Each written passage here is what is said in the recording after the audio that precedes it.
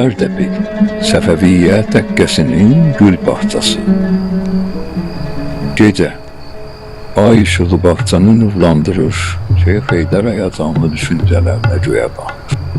Aləmşah bəyim onun yanında dayanır, narahat baxışlarını ona dikir. Fikrin hardadır Şeyx? Son vaxtlar qəribə olmuşsan. Nə barədə düşünürsən? Mənimlə bölüş, bir səni narahat edən. Şeyx Heydər gənc həyat yoldaşına baxır, amma sevgi dolu gözlərində huzur tapdığını dərk edir və əlindən tutur. Hər şey yaxşıdır sevdiyim. Ancaq son günlər rəhmətli atam yuxuma girib. Məmləkətin taleyi məni narahat edir. Bu taleyin bizə biçdiyi yolda atamın kölgəsi uzanır. O kölgənin içində həm keçmişin izləri var, həm də gələcəyin qaranlığı. Göz-gözə baxırlar. Aləmşah bəyim narahat olsa da Şeyx Heydəri anlamağa çalışır. Sən atanı heç görmədin, amma onun adını hər zaman ucaltdın. Onunla qürur duyursan, elə deyilmi? Şeyx Heydər yoldaşının saçlarını sıralayır və sakit olmağa çalışır. Qürur, bəli. Amma eyni zamanda bir qorxu var içimdə, sevdiyim. Atam Şeyx Cüneydin başına gələnləri bilirsən. O milli və dini arzularımız uğrunda döyüşdü. Böyük xəyallar var. Lakin sonda o xəyalların qurbanı oldu. Qılıncla və imanla yolu açdı. Ancaq axırda xain onu susturdu. Mənim yolum nə olacaq səncə? Mən onun taleyini yaşayacağam. Yoxsa tarixdə fərqli bir iz qoyacağam. Aləmşah bəyin yoldaşına nəvazişlə davranır. Sənin yolun hələ qarşıdadır Heydər. Amma bilirsən ki, sən atanın keçdiyi yoldan dərs almalısın. Sən hər şeyi düşünərək addım atan birisən. Baxışırlar. Amma düşünmək bəs edirmi Aləmşah bəyim? Ağqoyunlu şəhzadələrinin mübarizəsinə bax. Uzun Həsən bizə dəstək oldu, amma indi taxt uğrunda oğulları bir-birinə qarşı düşmən olmaq həddinə çatıb. Nəfəs-nəfəsə dayanırlar. Səni anlayıram. Aləmşah bəyimin gözləri işıq saçır. Sevgisini gənc ərinə bildirmək üçün əlindən gələni etmək istəyir. Ancaq fikirlə indi eşqdən daha çox vətən haqqında düşünür. Ona qədər özünü məcbur etsə də, gənc, gözəl həyat yoldaşının ona təqdim etdiyi gözəlliyi almaq istəsə də, ağlı heç vaxt durmayan düşüncələri onu narahat edir. Nəhayət, fikirli və kədərli gözlərlə Şeyx Heydər Aləmşah bəyindən kənarlaşır. Məni başa düş, xahiş edirəm. Mən bu təlatüm içində özümə yer tapa bilmirəm. Aləmşah bəyim üzülsə də ilk anlardan ərinə inamsızlıq göstərmək istəmir. Kədərli baxışlarını qaçırır. Sən mənim bəyimsən, ərimsən, şeyximsən. Əlbət sənin hər halın mənim qəbulumdur.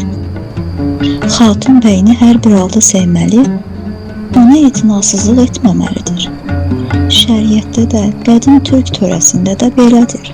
Şeyx Heydər bir qədər rahat nəfəs alır və irəli gəlib Aləmşah bəyimin alnından öpür.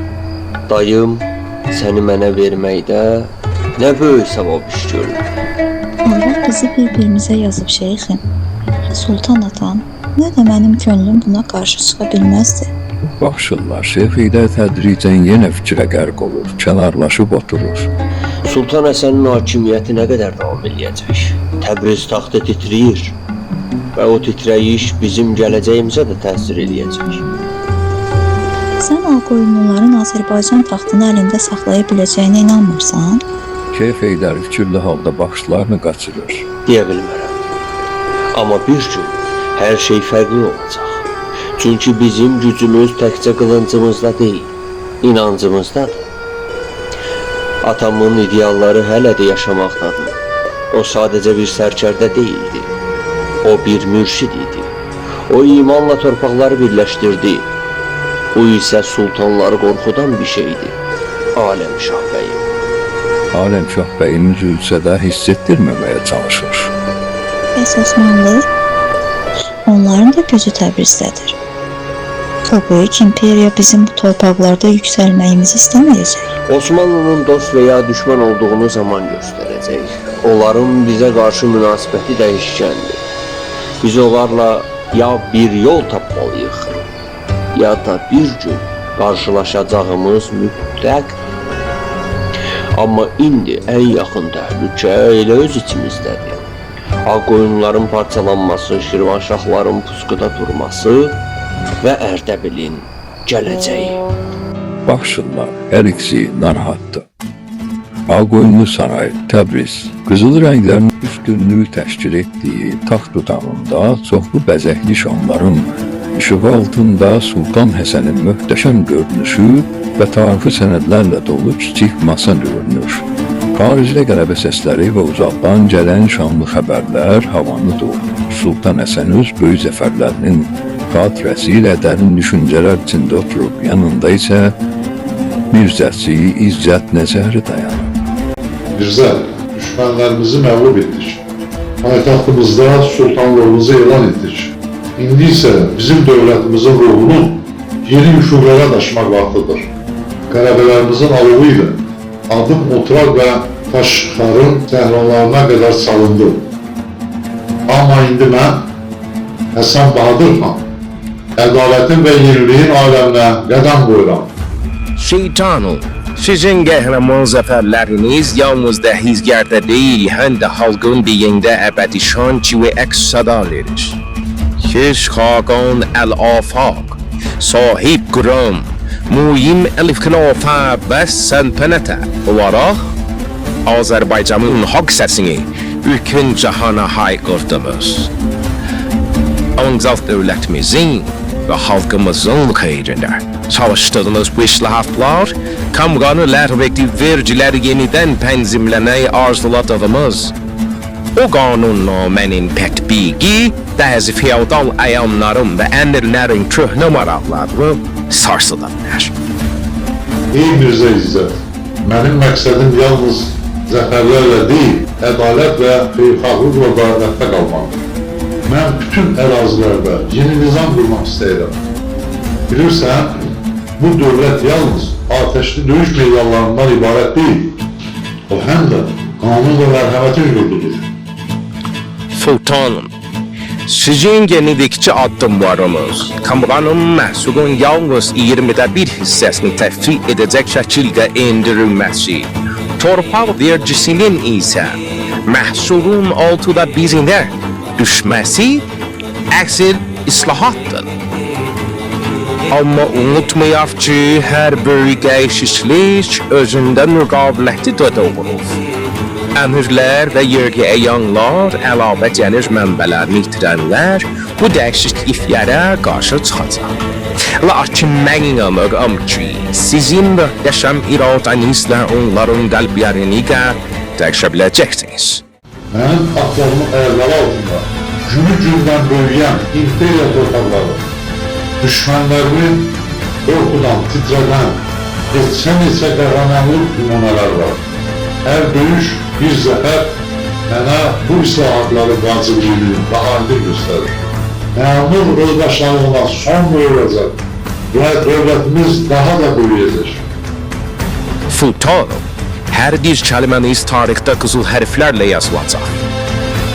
Mən artıq Dəstur Həsən Bəli adlandırılan bu qanunların iç şəkillərini sənədlərə keçirdim. Onları bütün vilayətlərə göndərəcək ki, hər kündə ədalət və nizam hökm sürsün. Allah sizin yolunuz açsın və islahatlarınızın meyvəsi bərəkətli olsun.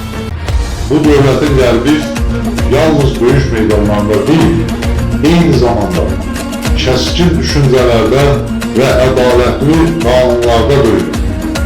Mənim adımdan, vətənimdən və gələcək nəsillərdən haqqı qoruyan və günahkarlara sərt cəza verən bir dövlət qurulacaq.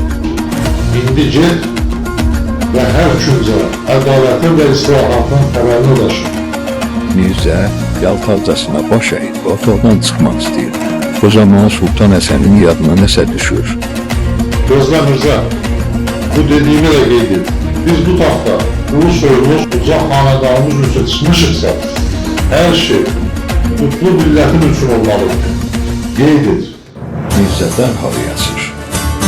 Müsəlman əhalinin dinimizi, şəriətimizi daha yaxşı bilib, əmək etməsi, uca İslamın, haqq bayrağının başımızın üstündə əbədi dalğalanması üçün vacibdir ki, müqəddəs kitabımız Quran öz dilimizdə, doğma türk dilində yazılsın. Mirzə təəccüblənir və hüslənir. Ərəb və tacik dilində yazılan Quran kitabları toplanmalı və bütün dini kitablar bundan sonra doğma dilimizdə yazılmalıdır. Çünki Allah'ın sözlərini uca millətin öz dilində oxumalıdır. Get, bütün qaziləri, ulamaları yanına çağır. Azərbaycan uca İslam bayrağı qaldıran türk dövlətidir. Bunu hər kəs belə bilsin. Mirzə baş üstə deyib təzim edir və dərhal çıxır.